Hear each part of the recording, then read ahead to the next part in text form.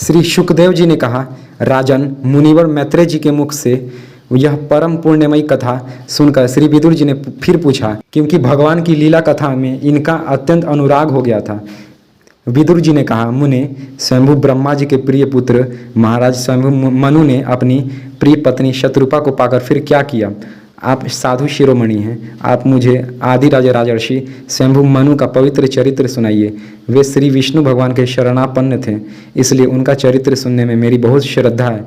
जिनके हृदय में श्री मुकुंद के चरणारविंद विराजमान है, उन भक्तजनों के गुणों को श्रवण करना ही मनुष्यों के बहुत दिनों तक किए हुए शास्त्राभ्यास के श्रम का मुख्य फल है। ऐसा विद्वानों का श्रेष्ठ मत है।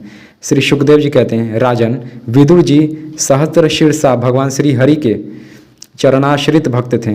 उन्होंने जब विनय पूर्वक भगवान की कथा के लिए प्रेरणा की, तब मुनिवर मैत्रेय का रोम रोम खिल उठा। उन्होंने कहा, श्री मैत्रेय जी बोले, जब अपनी भार्या शत्रुपा के साथ स्वयंभू मनु का जन्म हुआ, तब उन्होंने बड़ी नम्रता के साथ जोड़कर श्री ब्रह्मा जी से कहा, भगवान, एकमात्र आप ही समस्त जीवों के जन्मदाता और जीविका प्रदान करने वाले पिता हैं, तथापि हम आपकी संतान ऐसा कौन सा कर्म करें जिससे आपकी सेवा बन सके? पूज्यपाद, हम आपको नमस्कार करते हैं। आप हमसे हो सकने योग्य किसी ऐसे कार्य के लिए हमें आज्ञा दीजिए जिससे इस लोक में हमारी सर्वत्र कीर्ति हो और परलोक में सद्गति प्राप्त हो सके। श्री ब्रह्मा जी ने कहा, तात, पृथ्वी पते, तुम दोनों का कल्याण हो। मैं तुमसे बहुत प्रसन्न हूँ क्योंकि तुमने निष्कपट भाव से मुझे आज्ञा दीजिए यूँ कहकर मुझे आत्मसमर्पण किया है। वीर, पुत्रों को अपने पिता की इसी रूप में पूजा करनी चाहिए। उन्हें उचित है कि दूसरों के प्रति ईर्ष्या का भाव न रख के जहाँ तक बने उनकी आज्ञा का आदरपूर्वक सावधानी से पालन करें। तुम अपनी इस भार्या से अपनी ही समान गुणवती संतति उत्पन्न करके धर्मपूर्वक पृथ्वी का पालन करो और यज्ञों द्वारा श्री हरि की आराधना करो। राजन, प्रजा पालन से मेरी बड़ी सेवा होगी और तुम्हें प्रजा का पालन करते देखकर भगवान श्री हरि भी तुमसे प्रसन्न होंगे। जिन पर यज्ञ मूर्ति जनार्दन भगवान प्रसन्न नहीं होते, उनका सारा श्रम व्यर्थ ही होता है, क्योंकि वे तो एक प्रकार से अपने आत्मा का ही अनादर करते हैं। मनु जी ने कहा, पाप का नाश करने वाले पिताजी, मैं आपकी आज्ञा का पालन अवश्य करूंगा, किंतु आप इस जगत में मेरे और मेरी भावी प्रजा के लिए स्थान बतलाइए। देव, सब जीवों का निवास स्थान पृथ्वी इस समय प्रलय के जल में डूबी हुई है। आप इस देवी के उद्धार का प्रयत्न कीजिए। श्री मैत्रेय जी ने कहा, पृथ्वी को इस प्रकार अथाह जल में डूबी देखकर ब्रह्मा जी बहुत देर तक मन में यह सोचते रहे कि इसे कैसे निकालूं। जिस समय मैं लोक रचना में लगा हुआ था, उस समय पृथ्वी जल में डूब जाने से रसातल को चली गई। हम लोग सृष्टि कार्य में नियुक्त हैं, अतः इसके लिए हमें क्या करना चाहिए? अब तो जिनके संकल्प मात्र से मेरा जन्म हुआ है, वे सर्वशक्तिमान श्री हरि ही मेरा यह काम पूरा करें। निष्पाप विदुर जी ब्रह्मा जी का इस प्रकार विचार कर ही रहे थे कि उनके नासा छिद्र से आकास्मत अंगूठे के बराबर आकार का एक वराह शिशु निकला। भारत, बड़े आश्चर्य की बात तो यह हुई कि आकाश में खड़ा हुआ वह वराह शिशु ब्रह्मा जी के देखते ही देखते बड़ा होकर क्षण भर में हाथी के बराबर हो गया।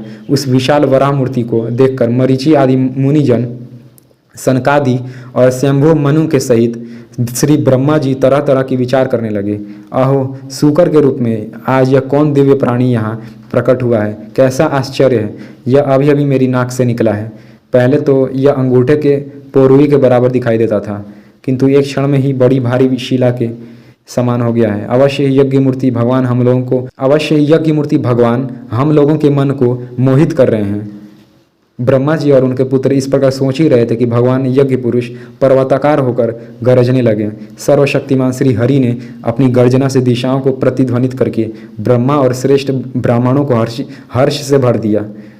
अपना खेद दूर करने वाली मायामय वराह भगवान की घुरघुराहट को सुनकर वे जनलोक, तपलोक और सत्यलोक निवासी मुनिगण तीनों वेदों के परम पवित्र मंत्रों से उनकी स्तुति करने लगे। भगवान के स्वरूप का वेदों में विस्तार से वर्णन किया गया है, अतः उन मुनीश्वरों ने जो स्तुति की उसे वेद रूप मानकर भगवान बड़े प्रसन्न हुए और एक बार फिर गरज कर देवताओं के हित के लिए गजराज की सी लीला करते हुए जल में घुस गए।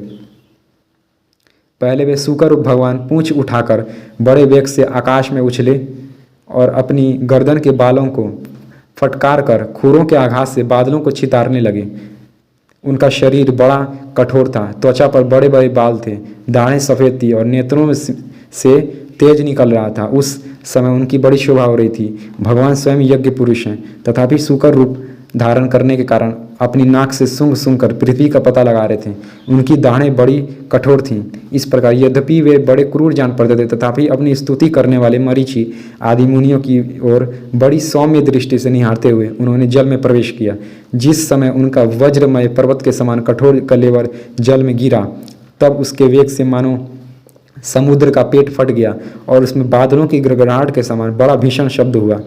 उस समय ऐसा जान पड़ता था मानो अपनी उत्ताल तरंग रूप भुजाओं को उठाकर वह बड़े आर्त स्वर से, हे यज्ञेश्वर मेरी रक्षा करो, इस प्रकार पुकार रहा है।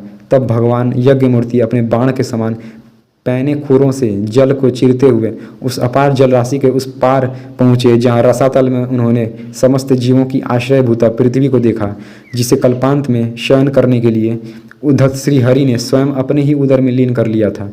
फिर वे जल में डूबी हुई पृथ्वी को अपनी दाढ़ों पर लेकर रसातल से ऊपर आए। उस समय उनकी बड़ी शोभा हो रही थी।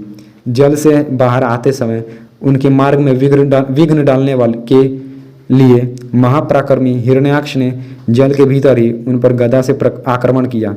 इससे उनका क्रोध चक्र के समान तीक्ष्ण हो गया और उन्होंने उसे लीला से ही इस प्रकार मार डाला जैसे सिंह हाथी को मार डालता है। उस समय उसके रक्त से थूथनी तथा कनपट्टी सन जाने के कारण वे ऐसे जान पड़ते थे मानो कोई गजराज लाल मिट्टी के टीले में टक्कर मार कर आया हो। तात जैसे गजराज अपने दांतों पर कमल पुष्प धारण कर ले, उसी प्रकार अपने सफ़ेद दांतों की नोक पर पृथ्वी को धारण कर जल से बाहर निकले हुए तमाल के समान नील वर्ण वराह भगवान को देखकर ब्रह्मा, मरीचि आदि को निश्चय हो गया कि ये भगवान ही हैं। तब वे हाथ जोड़कर वेद वाक्यों से उनकी स्तुति करने लगे। श्री मैत्रेय जी कहते हैं, विदुर जी, उन ब्रह्मादि मुनियों ने इस प्रकार स्तुति करने पर सबकी रक्षा करने वाले वराह भगवान ने अपने खुरों से जल को स्तंभित कर उस पर पृथ्वी को स्थापित कर दिया। इस प्रकार रसातल से लीलापूर्वक लाई हुई पृथ्वी को जल पर रखकर वे विश्वक्सेन प्रजापति भगवान श्री हरि अंतर्ध्यान हो गए। विदुर जी, भगवान के लीला में चरित्र अत्यंत कीर्तनीय है और उनमें लगी हुई बुद्धि सब प्रकार के पाप तापों को दूर कर देती है। जो पुरुष उनकी इस मंगलमयी मंजुल कथा को भक्ति भाव से सुनता या सुनाता है, उसके प्रति भक्तवत्सल भगवान अंतस्थल से बहुत शीघ्र प्रसन्न हो जाते हैं। भगवान तो सभी कामनाओं को पूर्ण करने में समर्थ हैं। उनके प्रसन्न होने पर संसार में क्या दुर्लभ है, किंतु उन तुच्छ कामनाओं की आवश्यकता ही क्या है। जो लोग उनका अनन्य भाव से भजन करते हैं, उन्हें तो वे अंतर्यामी परमात्मा स्वयं अपना परम पद ही दे देते हैं। अरे, संसार में पशुओं को छोड़कर अपने पुरुषार्थ का सार जानने वाला ऐसा कौन पुरुष होगा जो आवागमन से छुड़ा देने वाली भगवान की प्राचीन कथाओं में से किसी भी अमृतमयी कथा का अपने कर्णपुटों से एक बार पान करके फिर उनकी ओर से मन हटा लेगा।